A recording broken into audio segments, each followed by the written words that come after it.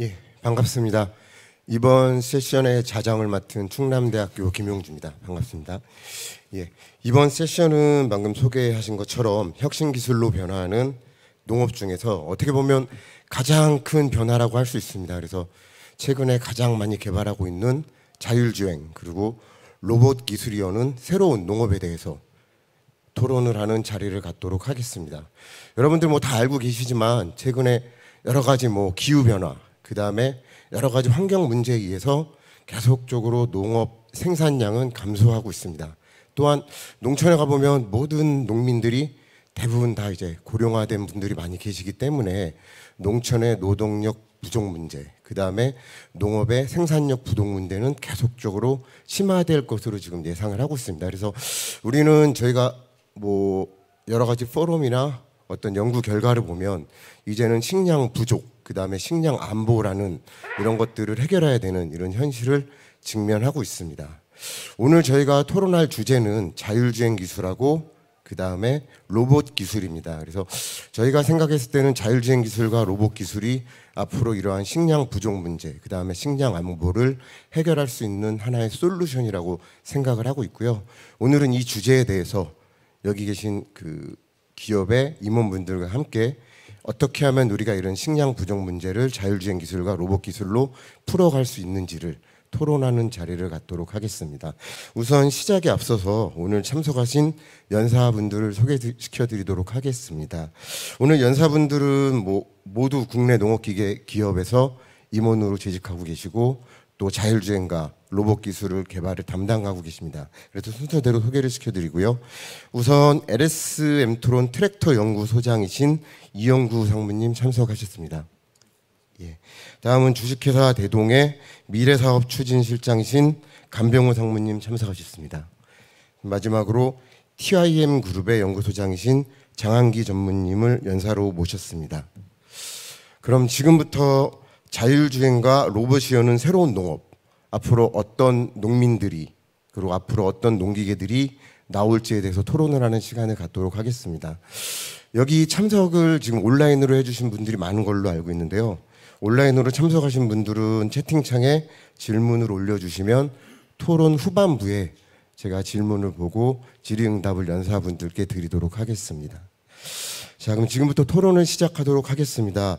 저희가 여러분들 사실은 농업에서 가장 새로운 기술, 그 다음에 최근에 가장 많이 보고 계신 기술이 자율주행 기술, 그 다음에 로봇 기술이라고 할 수 있습니다. 그래서 사실 첫 번째 질문은 우리나라뿐만 아니라 글로벌 기업 하면 존디어나 CNH 등의 해외 선진사에서도 이런 자율주행 기술들을 개발을 하고 있고 국내 기업들도 이런 자율주행 기술들을 상용화하는 데 노력을 하고 있습니다. 그래서 여기 계신 연구소장님 분들을 모시고서 현재 해외의 개발 현황은 어떻고 또 국내 지금 근무하시고 있는 기업의 수준은 어떤지, 그 다음에 앞으로의 자율주행과 미래 농업의 전망은 어떤지에 대해서 토론하는 시간을 갖도록 하겠습니다.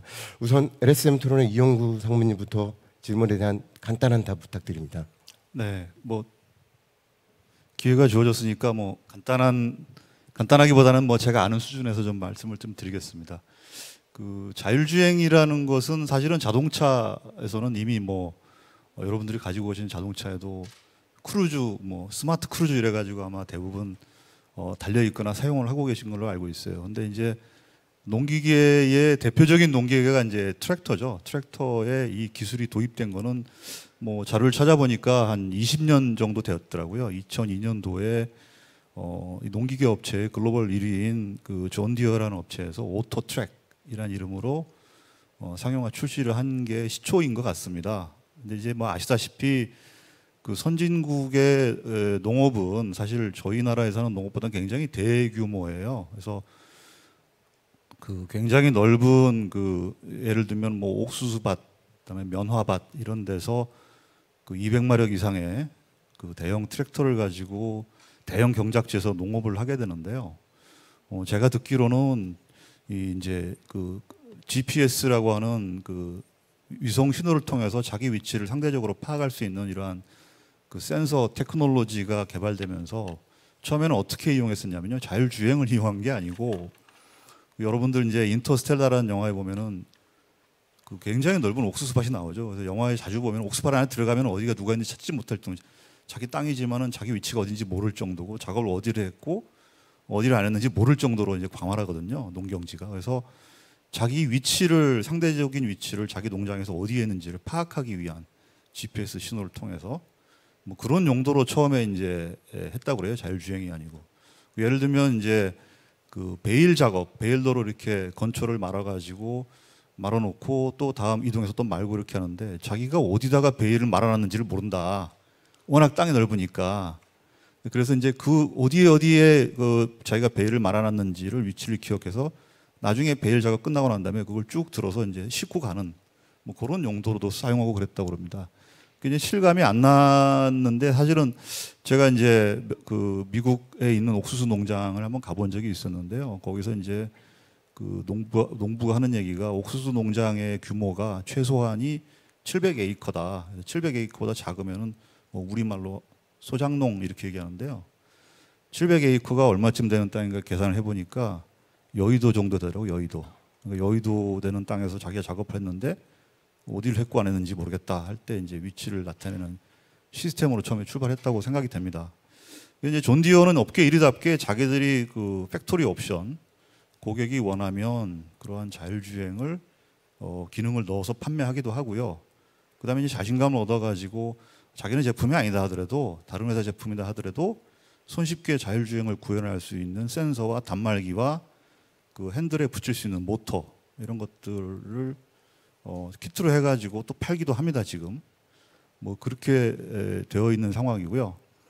저희가 이제 그 대형 저희 회사가 만드는 트랙터는 115마력이 제일 큰 트랙터인데요. 국내에서 그거보다 큰 트랙터는 그 CNH라고 하는 2위 업체 트랙터를 저희가 이제 수입해가지고 국내에 판매하고 있습니다. CNH에도 보면 팩토리 옵션이 있어요. 그래서 CNH는 이제 그거를 오토 스티어, 뭐 오토 가이던스 이렇게 얘기합니다. 그래서 오토 스티어 레디 이런 옵션을 선택하면 애프터마켓 키트죠. 그 트림블사나 탑콘이라고 하는 이제 트림블이라는 미국 회사 이 GPS 관련된 센서 테크놀로지가 이제 거기도 글로벌 넘버 원입니다. 근데 그리고 일본의 탑콘 거기 글로벌 넘버 2인데요. GPS 관련해 가지고 산업용 GPS 관련해 가지고 그런 회사의 애프터마켓 키트를 손쉽게 장착할 수도 있고 그 내부에 들어가는 모든 배선들을 다 이미 공장에서 장착해서 이렇게 공급해 주기도 합니다. 그래서 그런 옵션을 국내 고객들이 선택을 하면 저희가 이제 그렇게 공급하는 형태이기 때문에 뭐 이제 쭉 그 배경 설명을 드렸습니다만은 굉장히 넓은 경작지에서의 상대적인 위치, 그다음에 이제 그 작업의 편리함, 계속 그 광활한 땅에서 직진하면서 뭔가 작업을 계속 하게 되는데 그 직진 자율주행을 처음에 먼저 보급하고자 하는 의지로 해서 상용화가 되어 있고요. 그것들이 자기네 자사 제품의 팩토리 옵션 또는 애프터마켓용도 수용할 수 있는 이제 그런 형태로 많이 제공을 하고 있습니다. 그런 상황이었었는데 사실은 이제 가까운 일본을 또 예로 들어 보면 일본 같은 경우는 이제 그러한 팩토리 옵션보다는 애프터마켓용 키트가 활성화되어 있어요. 그 일본이 최근 5년간 지속해서 이제 농기계 시장은 축소가 되게 됩니다. 우리나라 마찬가지로 농촌 고령화와 농가 일손 부족이 더 어떻게 보면 우리나라보다 심한데요.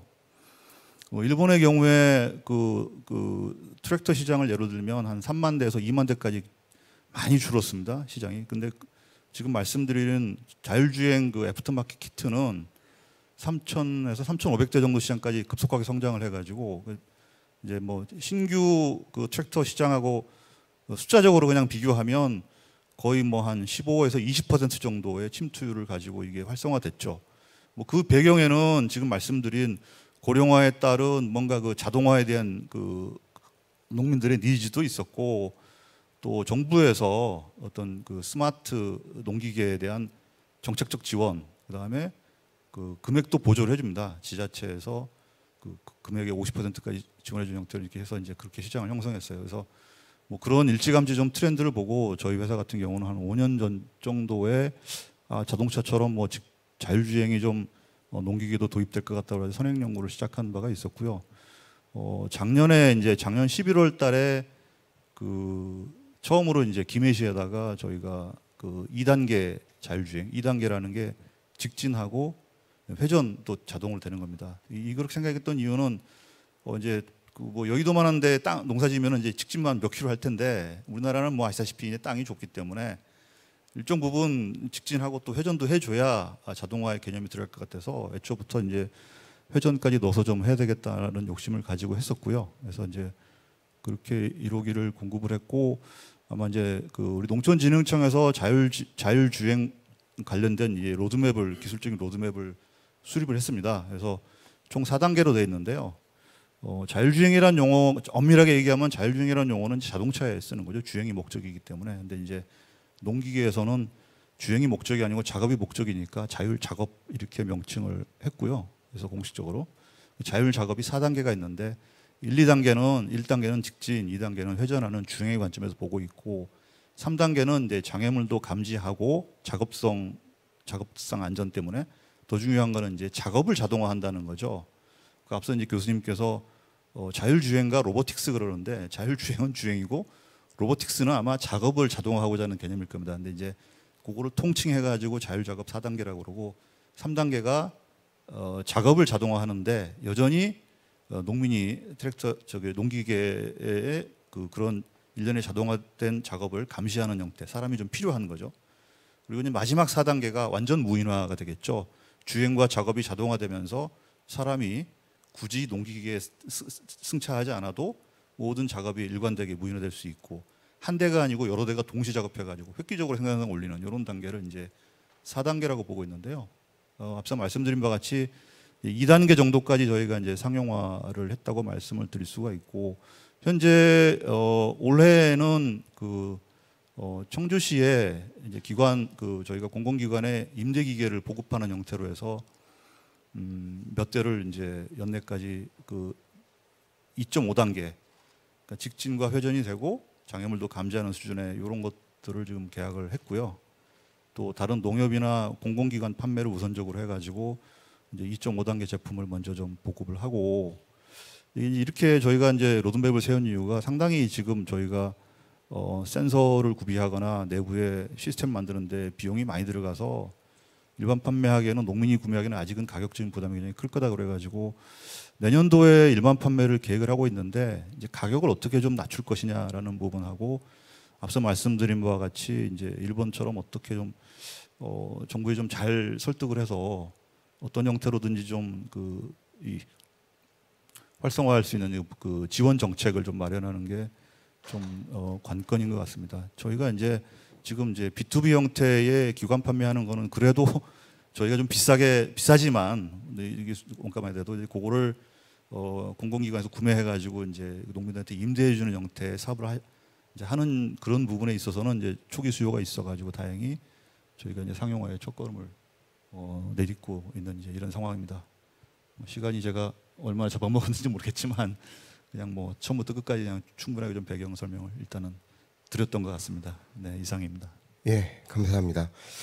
다음은 대동공업의 미래사업추진실장이신 간병우 상무님께서 간단히 의견 주시겠습니다. 예, 반갑습니다. 저는 주식회사 대동의 미래사업추진실을 맡고 있는 간병우입니다.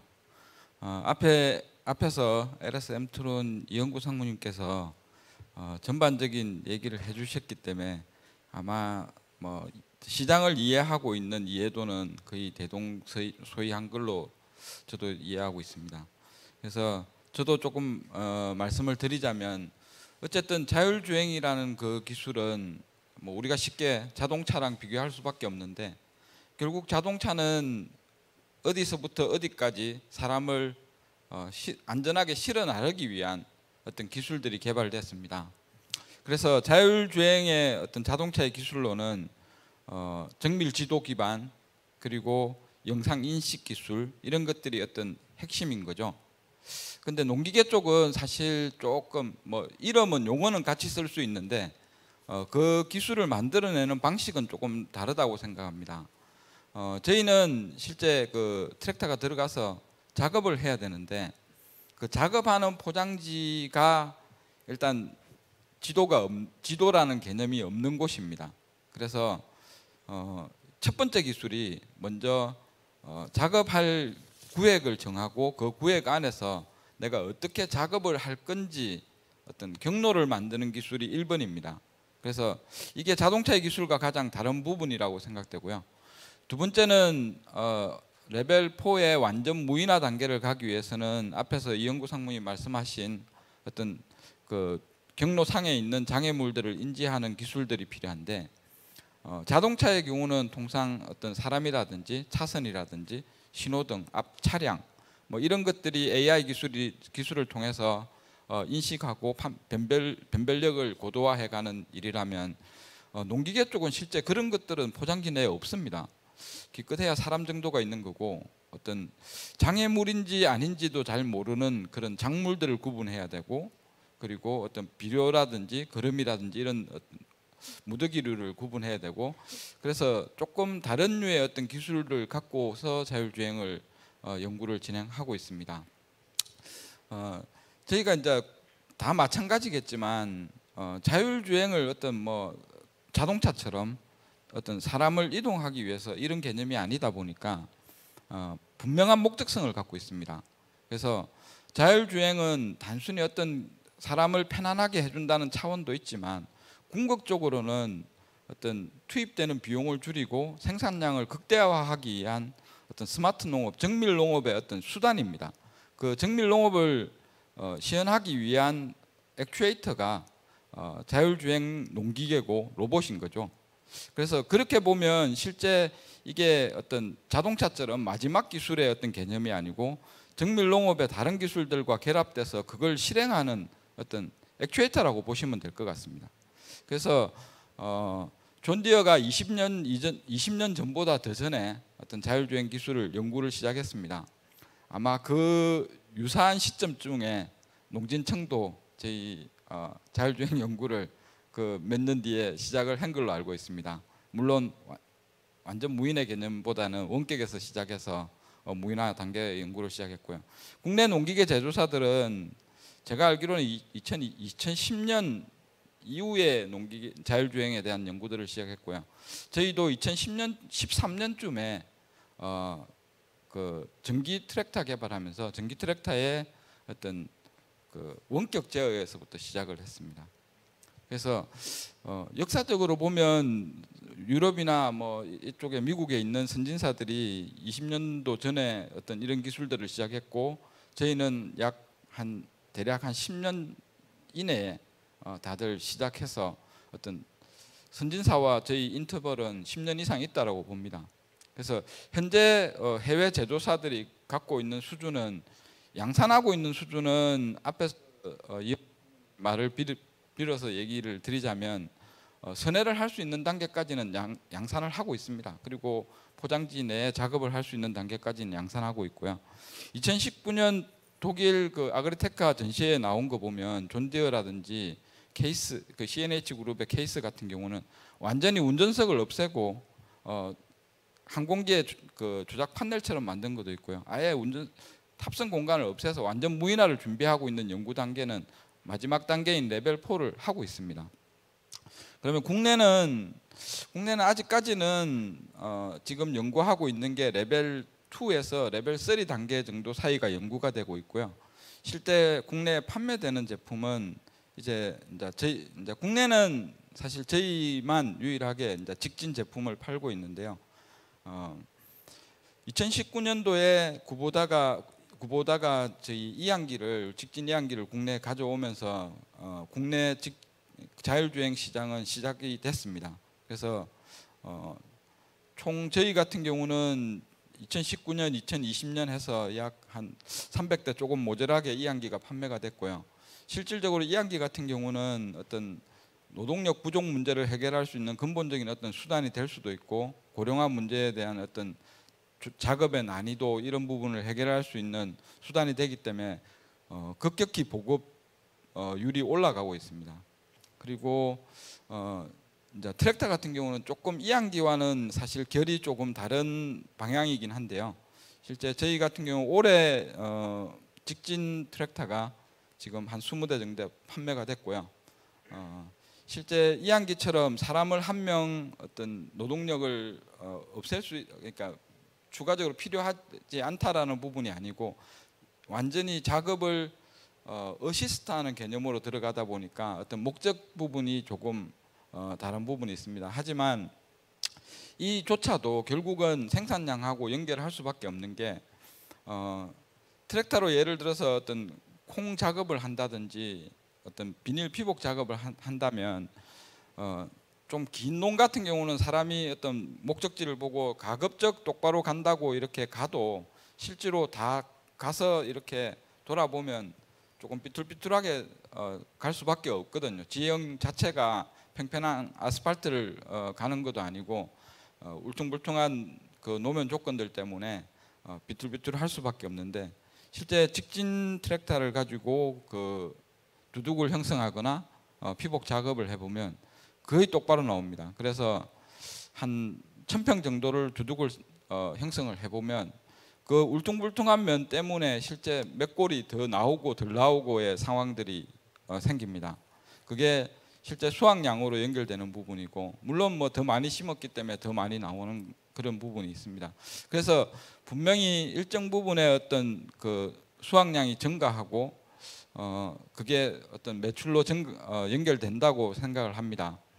델 보고서라든지 일본에서 나오는 보고서를 보면 완전히 정밀 농업까지 단계를 쫓아갔을 때는 20분에서 30분 정도가 수확량이 올라가고 전체적인 생산 품질이 올라간다라고 나오고 있습니다. 그래서 이 자율주행이 단순히 어떤 자동차처럼 어떤 대신 사람이 하던 일을 대신 해주는 그런 개념을 떠나서 그 대신 플러스 투입을 줄이고 어떤 생산성을 올리는 그런 부분의 어떤 기술이기 때문에 전 세계 농기계들이 다 같이 개발을 하고 있고 그게 2050년에 어떤 세계 인구 증가 100억에 맞춰서 반드시 어떤 확보돼야 될 기술이고 자동차 회사들이 예전에 우죽순 이렇게 전 세계에 많이 존재하다가 2000년대를 거치면서 다 정리되고 세계 10대 메이커 위주로 이렇게 남았듯이 만약에 이런 기술들이 확보가 되지 않는다면 결국 저희들도 어떤 세계 시장에 가는 데는 한계가 있을 수밖에 없다고 생각합니다. 그래서 반드시 자율주행 기술과 거기에 관련된 어떤 ICT 기술들을 개발해야 된다 생각하고 그런 부분을 확보하기 위해서 열심히 노력하고 있습니다. 이상입니다. 예, 감사합니다. 마지막으로 QIM 그룹의 장한기 전무님 부탁드립니다. 예, 저는 TIM의 연구소장을 맡고 있습니다. 저희 그 TIM은 그 올해가 70주년 창립 70주년이 되는데요. 과거의 70년보다 앞으로의 7년이 훨씬 더 많은 변화가 있을 거라고 생각합니다. 그 배경에는 이런 AI나 아니면 그 로봇 기술이 가장 그 핵심이 될 거라고 생각하고요. 지금 앞에 두 분이 이제 시장 상황이나 기술 상황에 대해서 정말 상세하게 설명을 해주셨고, 저는 그 TIM의 어떤 그 개발 상황에 대해서 좀 짤막하게 언급을 하겠습니다. 저희는 이제 다른 회사도 좀 비슷하겠지만 처음에는 그 해외 선진사의 시스템을 장착해서 그 장비에 장착해서 고객한테 이제 판매를 했었고요. 지금은 이제 인하우스 개발을 하고 있습니다. 근데 인하우스 개발을 하다 보니까 이 자율주행이라는 게 사실은 그 신뢰도가 굉장히 중요한 것 같습니다. 그 신뢰도를 확보하는 쪽에 지금 주력을 하고 있는 지금 상황입니다.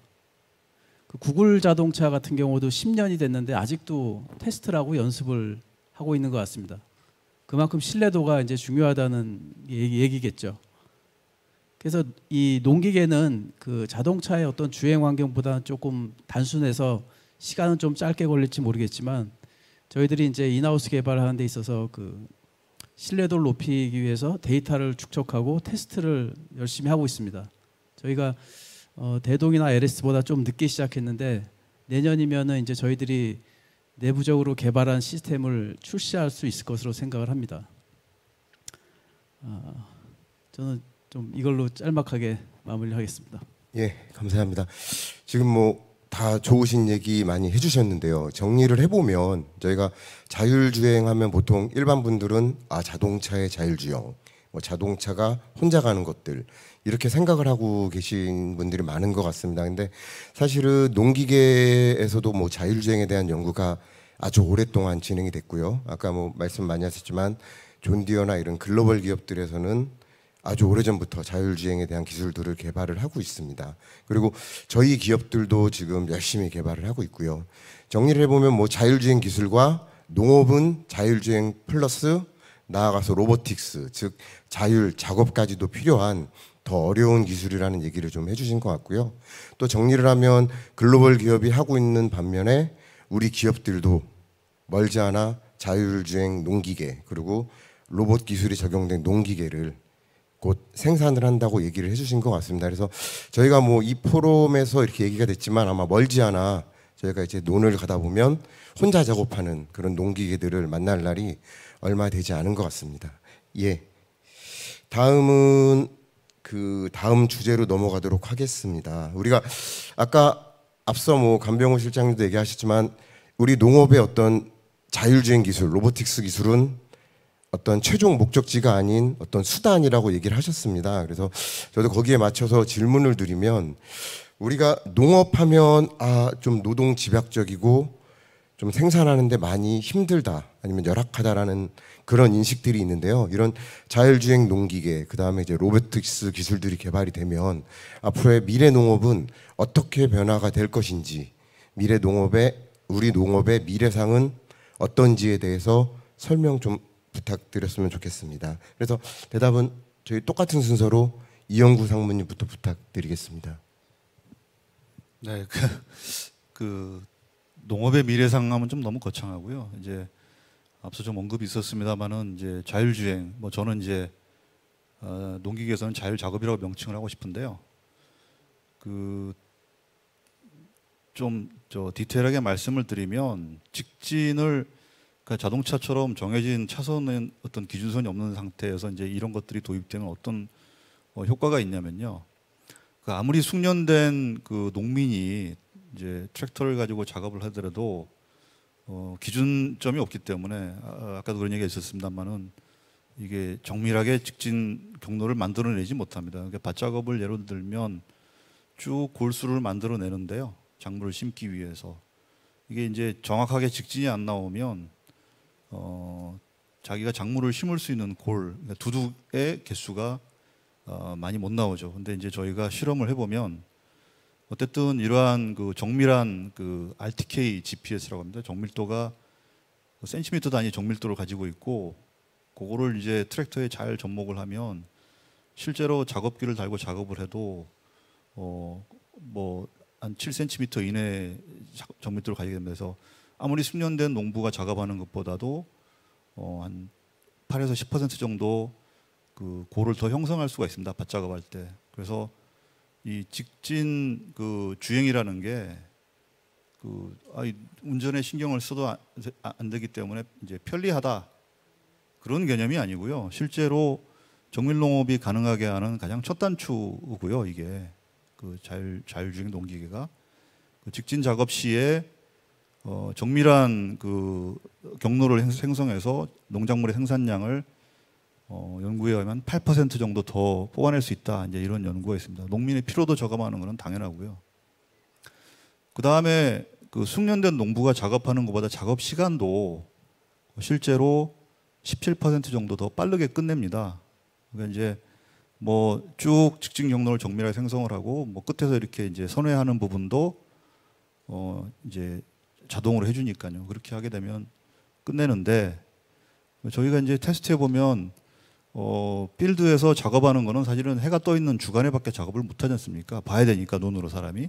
근데 해 떨어지고 난 다음에 또 작업을 할 수가 있죠. 왜냐하면 GPS 신호를 이용하기 때문에 보이지 않아도 합니다. 그래서 그런 거 야간 작업성까지 따지면 훨씬 더 생산성은 증가할 수밖에 없다라는 이제 이런 생각을 하고 있기 때문에 앞서 말씀드린 대로 앞으로 AI가 뭐 농민의 경험을 대체해서 사실 그거는 굉장히 어떻게 보면은 롱텀한 얘기고요. 당장 지금 이러한 그 자율주행 또는 자율작업 기술을 농기계에 적용해도 그 고령화된 농민들의 피로도를 저감할 뿐 아니라 생산성이나 작업 시간 면에서 작업 시간을 사람이 일하지 않고 기계가 일해서 늘린다고 그러면은 뭐 그만큼 이제 생산성은 증가하는 거니까요. 이거는 아마 그 정밀 농업이나 스마트 농업 가는 데 있어가지고 필수적인 첫 번째 단계라고 지금 생각을 하고 있습니다. 이제 문제는 아까 말씀드린 대로 이제 보급의 걸림돌이 아직까지는 몇 가지 있는데 그런 부분들만 처음 시장을 만들어내는 부분만 잘 해결하면은 제가 이제 앞서 이제 일본 시장이 연간 3,500대까지 커져 있다고 그러는데요. 그 이상 저희 국내 시장에도 보급이 빨리 되지 않을까 하고 또 좋은 점이 저희가 완성차를 만들어내는 초기 이제 생산 단계에서뿐만 아니고 이미 팔려 있는 기계에도 애드온 타입으로 장착할 수가 있게 만들 수가 있고요. 또 하나는 좀 거창하게 말씀드리면 공유경제 하나 사가지고요. 마을에 있는 몇 대의 트랙터에 번갈아 가면서 장착해서 날짜별로 다르게 쓸 수도 있습니다. 그러니까 그게 따지면 이게 뭐 그렇게 저희 생각했을 때는 비쌉니다. 비싼데 뭐 이게 그렇게 따지면은 좀 이게 좀 초기 보급할 수도 있는 거 아닌가? 뭐 이런 약간 생각을 하게 되거든요. 그래서 앞으로 미래의 농업의 모습은 사람의 경험이 뭔가 그 빅데이터 AI를 통해 가지고 농사의 주기라든가 농법에 관한 것도 뭔가 제공을 해줘야 되지만 AI가 그 이전에 기계가 먼저 자동화가 돼야 되는 거고요. 그래서 자동화를 통해 가지고 생산성이나 피로도를 급격하게 해결해 줄 수 있다 이런 생각이 들기 때문에 아마 이게 거의 지금 소위 말하는 그 디지털 농업 내지는 스마트팜에 가는 첫 단추가 되지 않을까 농기계의 자율주행이 이런 생각을 하고 있습니다. 뭐 말 나온 김에 조금 더 말씀을 드리면 현재 단계에서의 아까 말씀드린 대로 국내 업체가 직진과 회전을 구현한다고 그러면 그 격차는 그렇게 크지 않습니다. 해외에 있는 농기계 업체와 주행의 관점에서 보면 다만 이제 저희 나라의 농법에 맞는 그 장애물 경로 생성이나 장애물 회피 같은 기능들이 초기 시장에 보급되면 금방 따라잡을 수 있을 것 같고요. 제가 보기에는 뭐 저희 회사 자랑은 아니지만 저희 회사가 지금 그 상용화했던 2.5단계 정도가 거의 글로벌의 동등 수준이라고 지금 보고 있습니다. 기술적인 수준에는. 그래서 이제 기술적인 적어도 이제 그 농기계 자율주행 관점에서는 그렇게 갭이 크지 않고 거의 따라갔다고 보면 될 것 같고요. 가격적인 갭을 좀 극복하는 게 이제 관건인데 가격 얘기를 좀 구체적으로 드리자면 이건 뭐 인터넷에 오픈 프라이스가 돼 있으니까요. 그 드론을 만드는 이제 중국의 DJI라는 회사가 있습니다. 뭐 사실은 뭐 전통적인 존 디어나 그 쿠보타에 비하면 뭐 농기계 회사라고 할 수는 없죠. 드론을 만드는 회사인데 GPS를 사용하고 센서 테크놀로지에 대한 기술을 익히다 보니까 자율주행 키트를 만들었습니다. 그래가지고 FJ 다이내믹스라고 자회사를 만들고 그 회사를 통해서 이제 굉장히 저가의 지금 이제 그 애프터마켓 킷을 개발해가지고 저희 시장에 한국 시장에도 이제 올해부터 들어왔어요. 판매를 시작했거든요. 근데 이제 가격을 보고 깜짝 놀랐어요. 저희는 저희가 사오는 센서 가격이 있고 내부에서 만드는 가격이 있기 때문에 아까 비싸다고 말씀드렸는데 그 7,999달러에 리테일 프라이스를 인터넷에 오픈했어요. 그래서 아마 그 우리나라에도 직진만 되는 이제 자율주행 키트인데요. 그거를 뭐 그런 가격 정도에 일단은 하는 것 같습니다. 근데 그래서 뭐 저희 대리점도 일부는 이제 그거를 도입해서 판매라는 시작하고 막 그런 부분들이 있어요. 그래서 그 정도면은 아마 그 직접 사용하시는 농민들 얘기 들어보면 별도의 뭐 보조금이 없어도 자기 돈 내고서 할 수 있을 정도다. 이제 이런 얘기를 하더라고요. 근데 저희 국산 제품은 사실은 그렇게 싸게는 지금까지는 아직은 못해요. 저희가 그보다 좀 비싸고 저희가 이제 탑콘이라고 그 일본 업체 글로벌 이제 선진 업체죠. 그쪽에서 아까 말씀드린 대로 저희가 도입하는 트랙터에 키트를 공급하기도 하는데 그런 것들이 한 2만 달러 이렇게 그 언저리에 형성이 되어 있습니다. 그러니까 그렇게 되면 좀 농민들이 자부담해서 구입하기는 어렵죠. 그래서 뭐 국산 제품이 가격은 좀 빨리 내려서 뭐 중국산과 경쟁할 수 있는 가격을 대고 그다음에 이제 성능은 그 외산 제품에 근접하게 빨리 해가지고 보급을 하는 게 초기 시장을 여는데 관건이 아닐까 이런 생각이 들고요. 저희가 이제 최근에 이제 저희 그 자율 작업 트랙터를 가지고 이렇게 이제 그 필드 시연을 많이 나가는데 가격 딱 빼고는 나머지는 모두 다 만족해 하십니다. 저희가 가지고 있는 기능을. 그래서 요거는 시장이 폭발할 시점이 됐다라는 생각을 하고요. 그다음에 이제 저희 다른 국내 기업들과 좀 선의의 경쟁을 하면서도 초기 시장을 빨리 이거를 보급해 나가는 거가 중요하겠다 이런 생각들을 하고 있습니다. 그래서 뭐 이 잡설이 길었는데요. 말씀을 드리면 어쨌거나 그 자동화란 부분들을 과거에는 농기계의 대수를 많이 보급하는 형태로 정부가 정책을 아마 폈을 겁니다. 한 가구당 한 대씩, 이양기도 한 대씩, 콤바인도 한 대씩 이렇게 가는 형태의 보급이었다가 지금은 그 보급되어 있는 농기계가 자동화를 통해 가지고 최대의 그 생산성과 편의성을 올리는 쪽으로 이렇게 가주는 게 되게 중요하다 이렇게 생각을 하고 있고요. 그래서 이제 그런 측면에서 보면 이게 아마 미래의 농업에 있어서의 가장 그 첫 단계, 첫 단추가 되지 않을까. 자율 주행 내지는 자율 작업, 예, 뭐 그렇게 생각을 하고 있습니다. 예, 감사합니다. 예, 다음은 간병우 상무님 간단한 설명 부탁드립니다. 예, 일단 저희 대동에서 생각하는 어떤 미래 농업은 2050년에는 세계 인구가 약 100억에 도달할 거라고 예측을 하고 있습니다. 근데 지금 75억 인구가 먹고 사는 문제가 결국 어제 오늘 우리가 갑자기 식량 안보 얘기하는 것도 아니에요. 그래서 이 지금 25억이 더 증가할 건데 과연 우리가 25억 증가하는 만큼의 어떤 식량을 확보할 수 있느냐, 이런 부분이 굉장히 고민스러운 부분인데요. 과거를 돌이켜 보면 우리가 90년대 이전에는 뭐 통일배라고 부르는 종자 개량을 통해서 식량 정산을 했고요. 그리고 이제 김영삼 정부부터 해서 반값 정책하면서 농기계를 보급하고 기계화율을 엄청 올렸습니다. 특히 수정 같은 경우는 거의 100% 가까운 98%, 99%까지 올라와 있는데요. 이제 기계도 보급될 만큼 보급됐고 종자 개량의 어떤 한계도 뭐 물론 더 되겠죠. 하지만 거기서 과거의 어떤 성과만큼 그렇게 획기적으로 오기는 힘들다라고 생각합니다. 그러면 향후에 2050년 됐을 때 과연 100억이 어떻게 해야만 우리가 먹고 살 수 있을까? 그 대안으로 전문가들이 얘기하는 게 뭐 정밀 농업이라고도 표현을 하고 스마트 농업이라고도 표현을 하죠. 그런 부분들이 궁극적으로 어쨌든 우리가 그 100억의 어떤 인구들이 먹고 살 수 있는 방법론이지 않을까 생각하고 그런 부분에 맞춰서 저희들이 기술 개발을 하고 있습니다. 농업 분야는 크게 보면 노지와 시설로 나눌 수 있을 것 같습니다. 환경 문제가 대두되면서 시설의 어떤 그 시설 부분이 증가하고 있는 것은 향후도 지속적으로 더 증가할 것 같고요. 그래서 크게 보면 시설 쪽에 들어가는 어떤 로봇, 그러니까 결국 그걸 농기계라 불러야 될지 로봇이라고 불러야 될지 모르겠지만 시설 안에 어떤 자동화, AI 기술이 들어가서 어떤 자동으로 수확하고 생육을 분석하고 하는 그런 부분들의 어떤 기술 개발 부분과 노지에서 또 똑같은 형태의 어떤 작업들이 병행이 돼야 됩니다. 우리가 잘 알고 있는 존디어가 181년 된 기계 회사입니다.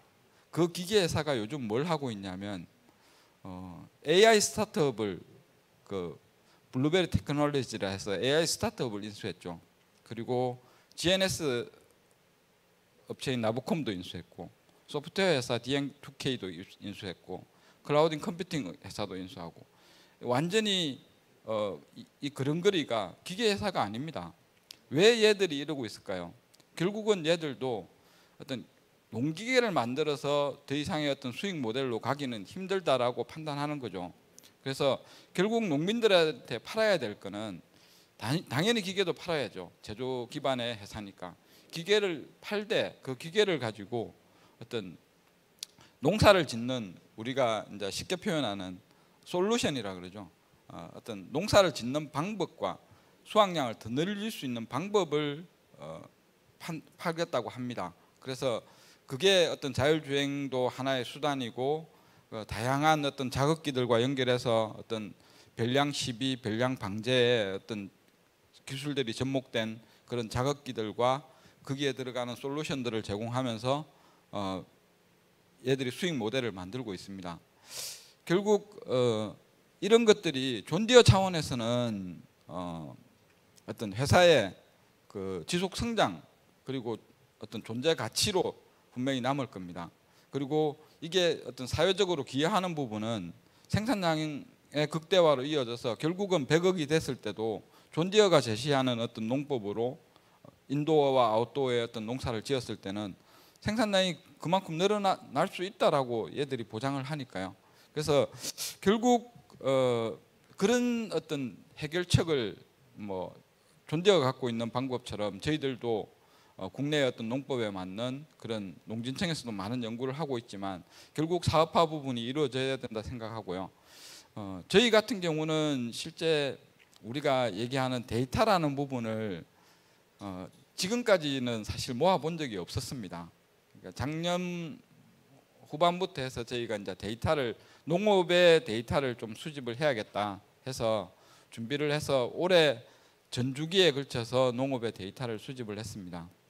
그래서 어떤 농사를 시작하기 전에 토양 데이터, 토양에 함유하고 있는 NPK라든지 EC라든지 산성도라든지 이런 데이터들을 분석하고 그 토양에 맞춰서 시비 처방을 했어요. 전국에 60개 농가를 60필지를 가지고 저희가 올해 시범적으로 진행을 했는데 실제 쭉 분석해 보니까 잘하고 계신 분도 있고 대부분은 좀 사실은 과시비 상태긴 합니다, 한국이. 근데 또 어떤 분들은 저희가 가고자 하는 그런 방향에 맞춰서 벌써 하고 계신 분들도 계시더라고요. 그래서 이게 이제 토양을 분석해보고 어떤 시비량을 결정하고 그 시비에 맞춰서 비료를 주고 그다음 모나 밭작물들이 심어져서 생육하는 과정 속에 어떤 그 데이터를 NDVI 데이터라든지 엽 분석이라든지 해서 어떤 엽에 함유하고 있는 질소 성분이라든지 이런 부분들을 가지고 추가 시비를 하고요. 그리고 어떤 그 물 공급에 관련된 관수 관계된 어떤 부분들도 갈수 스트레스라든지 이런 부분들도 같이 좀 분석을 했습니다.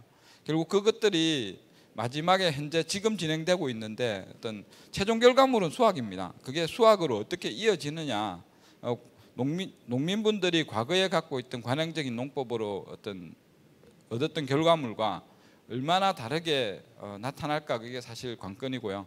현재 수확량을 분석하고 수확을 하면서 수확물이 갖고 있는 어떤 수분 함유율이라든지 단백질을 분석을 해서 수확량과 수확 품질에 대한 부분을 현재 조사를 하고 있습니다.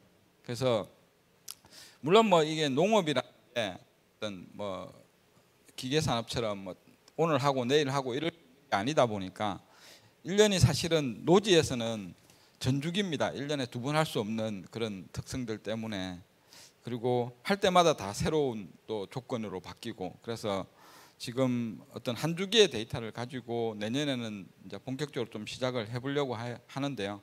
아마 그 결과물들이 예상컨대 분명히 과거의 어떤 결과물보다는 좀 더 수학으로 연결되는 그런 결과물로 나올 걸로 예측하고요. 이게 뭐 델 보고서라든지 일본의 농수산성에서 나오는 어떤 결과물로 보면 최소 18%에서 한 30%까지는 생산량이 증가한다고 하니까요. 좋은 처방을 만들면 분명히 그런 결과들과 연결될 거라고 예상하고요.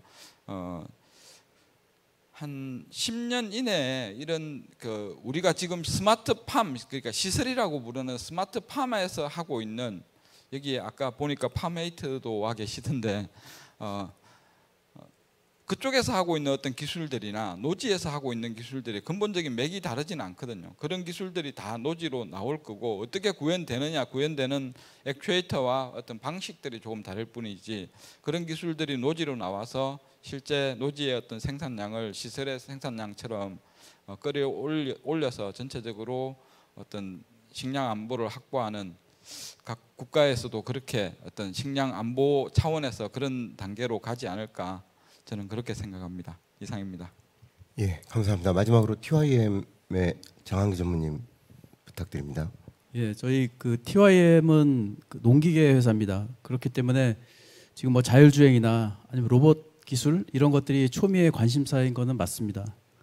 근데 그 미래의 농업은 그 농기계 회사가 주축이 될 거라는 예상은 조금 좀 의문스럽습니다. 아주 오래 전에는 그 인간이 농업의 주축이었고 과거 수십 년 동안은 농기계가 농업의 주축이었는데 앞으로는 그게 많이 달라질 거라고 예상이 됩니다. 우리가 그 유튜브나 뭐 구글 이런 데서 그 뭐 스마트, 뭐 프리시전 아니면 애그리컬처 이렇게 키워드를 잡아서 이렇게 좀 검색을 해보면 정말 우리가 생각지도 못했던 기술들이 굉장히 많이 발굴이 되고 있고 스타트업이 생겨나고 있고 그 중에 일부 기술들은 시간이 지나서 필드로 적용이 되는 것 같습니다. 그런 해마다 생기는 기술들이 수십 개에서 수백 개 되는 것 같아요. 그 중에 살아남는 기술은 좀 일부가 되겠지만 그런 기술들이 이제 필드로 들어오면서 농업은 뭐 굉장히 변화 속도는 느리지만 굉장히 많이 변할 것 같고요. 어떻게 보면 그런 기술들이나 이해 당사자들의 어떤 연결이라는 그 의미가 그 미래 농업의 핵심이 아닐까 좀 그런 생각을 하고 있습니다. 그 오전에 그 아마존의 그 세계 농업 총괄 하시는 분이 이제 그 강연을 하시는 내용 중에 커넥티드 애그리컬처라는 용어를 굉장히 중요하게 말씀하셨는데 그 부분에 저는 좀 100% 공감을 합니다. 산업의 경계가 이미 지금 무너지고 있기 때문에 농업이 좀 늦지만 농업도 마찬가지라고 생각을 하고요. 그런 연결이 우리의 어떤 농기계 회사도 굉장히 많이 바꿔나갈 것 같습니다.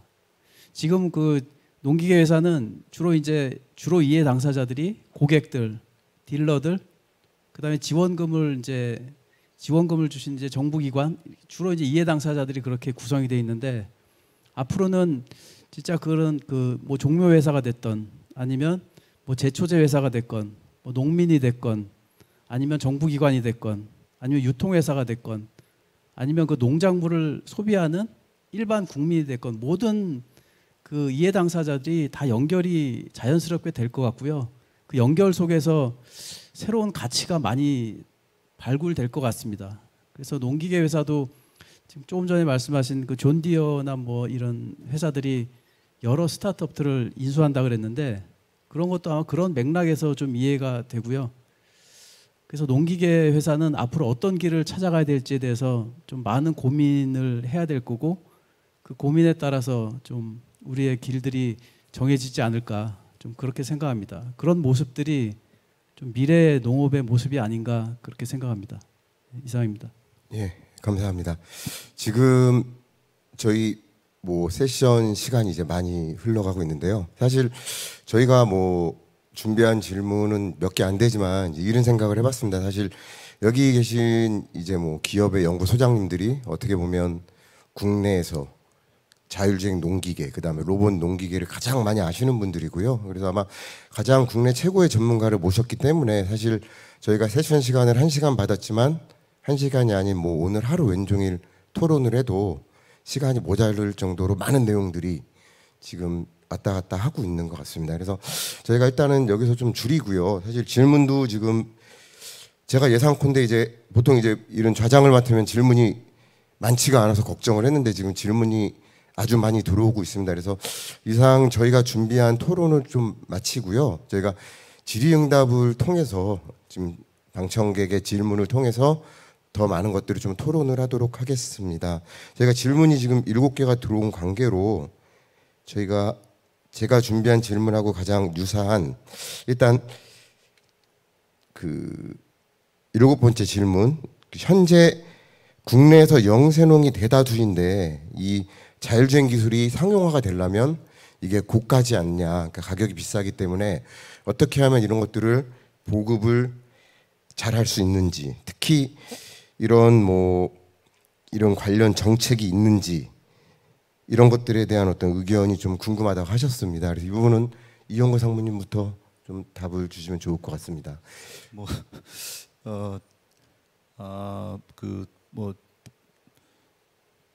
보조 정책 관련해서 아까 잠깐 말씀드렸는데 제가 이제 정부의 지원을 좀 해주십시오 했는데 뭐 그걸 제가 여기서 이렇게 할 수 있다 없다 말씀드릴 수 있는 상황은 아닌 것 같고요. 아마 이제 저희가 공장에서 완제품 상태에서 나가는 거에 대해서는 기존의 그 트랙터에 대해서 이제 보조는 아니고 이제 융자 형태로 지금 하고 있지 않습니까? 그래서 이런 걸 달아도 전체 트랙터의 금액에 대한 융자 범죄에 들어갈 수 있도록 아마 그렇게 해야 될 것 같고 일단은 그다음에 또 하나는 앞서 말씀드린 바와 같이 이제 기존에 보급되어 있는 트랙터에다가 장착할 수 있는 부분에 대해서는 아마 이제 그거는 별도의 지금 현재는 뭐 규정화된 정책은 없습니다. 별도의 지원이나 보조 정책 같은 것들이 좀 필요할 거라 생각이 드는데 그 부분은 어쨌든 뭐 저희 공통의 관심사니까 업계에서 뭐 이렇게 좀 여러 가지 좀 건의도 드리고 정부를 설득하는 작업을 좀 해야 될 것 같습니다. 그리고 뭐 당장 그럼 내년에 뭐 안 된다 그러면 저희가 이제 그 아까 말씀드린 대로 공공기관 구매를 통한 임대형 이런 것들도 좀 많이 좀 측에 좀 건의를 좀 해보도록 하겠습니다. 예, 감사합니다. 그 대동의 간병호 상무님. 예, 저는 뭐 일단 우리나라가 전기차 보급하기 위해서 전기차한테 보조금을 엄청 주고 있습니다. 사실 같은 맥락으로 보면 농기계의 어떤 이런 부분들도 그런 어떤 보조금 정책이 좀 붙어도 되지 않을까 생각하고요. 만약에 지금은 사실 없습니다. 뭐 보조금 부분은 없고 앞에서 말씀하신 것처럼 어떤 융자 부분이 있는데 사실 융자도 지금 아직은 어떤 금인정 기준이 없다 보니까 이 부분은 융자가 빠지는 부분이 있습니다. 그래서 이런 부분들은 빨리 뭐 포함됐으면 좋겠고 궁극적으로는 보급이 되려 하면 전기차가 보급이 확대된 이유는 같은 가격의 내연기관하고 같은 가격의 전기차를 사고 여러 가지 혜택들을 톨게이트비도 까주고 주차비도 까주고 하니까 보급이 될 수 있는 거고요. 그러니까 결국은 어떤 그 환경 문제를 해결하기 위해서 그렇게 풀었다면 어떤 노동력의 문제를 해결하기 위해서는 이쪽에도 농업 도메인에도 자율주행이라든지 어떤 ICT 기술 쪽에 어떤 보급 정책이 붙는다면 분명히 그럼 또 어떤 노동에 대한 이슈들은 또 해결할 수 있는 수단이 되지 않을까 생각합니다. 예, 이상입니다. 예, TIM의 정한기 전무님. 굉장히 좀 어려운 질문인 것 같습니다. 그 자율주행 시스템이 고가인 것은 맞습니다. 그래서 이 고가의 문제를 해결하는 방법은 사실 여기 계신 분들도 다 이미 알고 계신 것 같습니다. 과연 이 자율주행 시스템에 그 투자를 할 거냐 말 거냐의 문제가 있고요. 투자했을 때 얼마만한 투자가 가치가 있는 투자냐 그런 거에 두 가지 문제인 것 같은데요. 투자할 거냐 말 거냐는 거는 과연 그 투자할 거에 대한 효과가 있냐 없냐에 의해서 결정이 되기 때문에 그 투자한 것보다 그 사용한 사람이 더 효과가 있다는 것을 이제 적극적으로 좀 홍보를 해서 한 얼마 동안 시간이 지나면 그게 피드백 되는지를 좀 명확하게 좀 인식을 시키는 게 중요한 것 같고요. 금액하고 관련된 문제는 좀 결국 규모하고 상관이 되는 것 같습니다. 어떤 모든 그 제품이나 솔루션의 가격은 그 볼륨하고 연동이 되기 때문에 그 숫자가 늘어나면 가격이 떨어질 수밖에 없죠. 근데 지금은 초창기이기 때문에 숫자가 적고 가격이 비쌀 수밖에 없습니다. 그래서 그 숫자가 늘어날 때까지는 어느 정도 단기적으로라도 보조금이 사실 필요한 게 사실이고요. 그 전에 이제 어떤 그 소비자들의 어떤 호응이 올라가서 더 많은 숫자가 팔리고 그러면 당연히 이제 가격이 이제 내려가겠죠. 근데 아까 그 이영구 상무님 말씀하신 뭐 JDI에서 그렇게 3분의 1 가격에 이렇게 제품을 판다 그러면 그 부분에 대해서는 좀 굉장히 뭐 걱정이 좀 많이 되는 건 사실입니다. JDI라는 회사가 종업원만 10만 명이 넘는 회사거든요. 그러니까 물량이 어마어마한 물량으로 센서를 자기들이 사고 있고 그 다음에 뭐 만들고 있고 그 다음에 그런 AI 전문가도 지금 수백 명을 연구소에 데리고 있습니다. 그 물량의 경제가 되는 나라하고는 좀 굉장히 경쟁하기가 어렵고요. 그거는 좀 정책적으로 뭔가 조금 우리 단기적으로라도 방패막이 있어야 되지 않을까 좀 그런 생각을 하고 있습니다. 이상입니다. 예, 답변 감사합니다. 사실 저희가 뭐 여기 계신 이제 뭐 연구소장님들은 주로 이제 개발 쪽에 좀 집중을 하고 계시고요. 사실 저희가 이제 보급하면 여기 계신 뭐 진흥청 그다음에 뭐 민간 혹은 정부에서도 많은 노력과 관심이 필요한 공동의 숙제라고 생각을 합니다. 그래서 저희가 이 포럼에서도 논의가 됐지만 앞으로도 우리가 좀 자율주행 그다음에 로봇 기술들이 빨리 보급되기 위해서 어떤 것들이 필요한지 지속적으로 고민을 하고 그다음에 좀 이런 것들을 해결하기 위한 여러 가지 방안을 강구하는 것이 필요할 것 같다고 생각이 들고요. 지금 질문이 많이 들어와서 이거는 이제 연사분들께 한 분씩 좀 답변을 부탁드리도록 하겠습니다. 우선 제가 이 중에서 가장 이제 저도 궁금하고 와닿는 질문이 미래농업은 AI와 인간 농부의 협업으로 이루어질 것 같다. 근데 이 역할이 어떻게 되느냐에 대한 질문을 하셨습니다. 그래서 이 부분은 저희 간병우 실장님께서 답을 해주시면 좋을 것 같습니다. 사실 저희는 그러니까 어떤 과거 관행농법에서 농부의 어떤 경험을 무시하는 건 아니고요. 그 농부가 갖고 있던 어떤 그 경험치를 실제 어떤 필드에서 올라오는 데이터와 코레레이션 작업을 하고 있는데요. 저희가 예를 들어서 이렇게 한번 말씀드려 볼게요.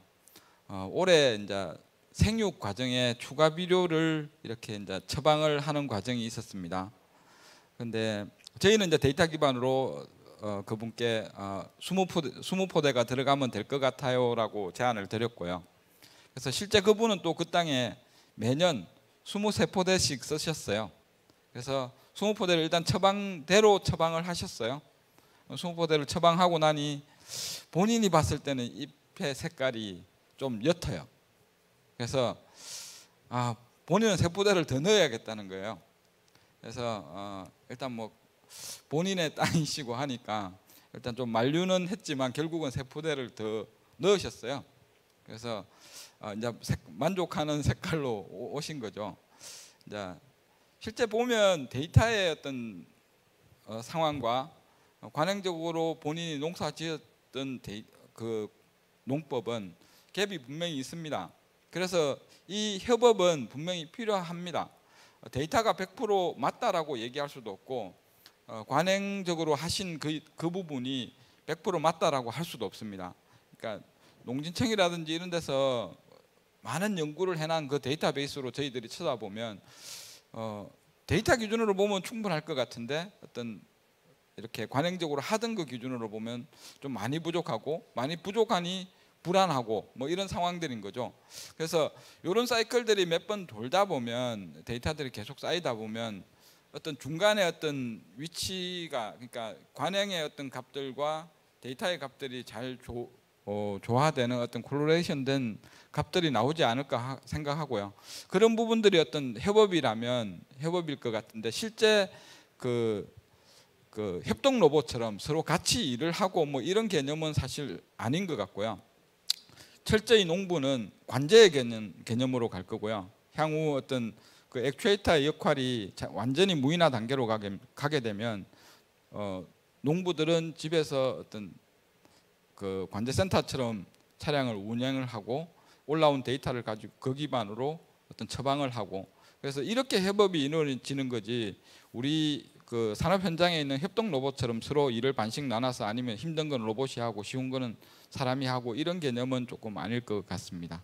예, 감사합니다. 시간이 많이 없는데 사실 궁금한 게 저도 이제 몇 개가 있어서 한 2개 정도 간단히 여쭤보고 간단히 답을 듣도록 하겠습니다. 우선 이 부분은 이제 다음 질문은 이제 자율주행 농기계, 그러니까 완성차만 개발하는 것뿐만 아니라 작업기도 자동화가 돼야 되는데 이에 대한 어떤 뭐 작업 교체와의 상생 방법이나 어떤 역할들이 있는지에 대해서 질문을 하셨고요.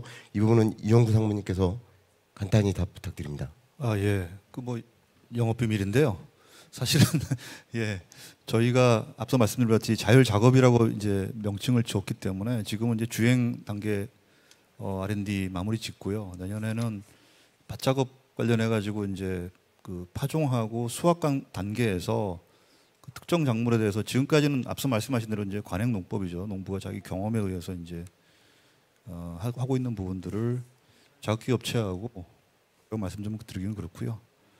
그 부분을 이제 트랙터에서 같이 좀 연동해서 제어하면서 사람이 하는 것보다 조금 더 정밀하게 해서 그 파종이나 수확 단계에서 로스를 줄이고 생산성 올리는 방법으로 하는 것들을 이제 시작을 하고 있습니다. 그래서 이제 앞서 말씀드린 대로 3단계의 진정한 자율 작업 관리는 당연히 작업기에 대한 부분들을 해야 되고요. 그거는 이제 저희가 그 통합 제어의 관점에서 보고 있고요. 실제 이제 작업기를 제조하는 거는 이제 전문 제조업체하고 저희가 협업을 해야 될 것 같습니다. 예, 감사합니다. 저 마지막 질문은 저희 TIM의 장한기 전무님한테 드리는데요. 일단 작업 안전에 대해서 경사지 안전이나 이런 위험한 곳에서 실제 자율주행이 가능한지 아니면 농장 안에서만 가능한지 이렇게 질문을 주셨어요. 어떻게 생각하시는지 간단히 답 부탁드립니다. 그거는 그 장비를 어떤 식으로 개발하냐에 따라서 뭐 결정이 될 것 같고요. 가이드라인을 만들 수 있을 것 같습니다.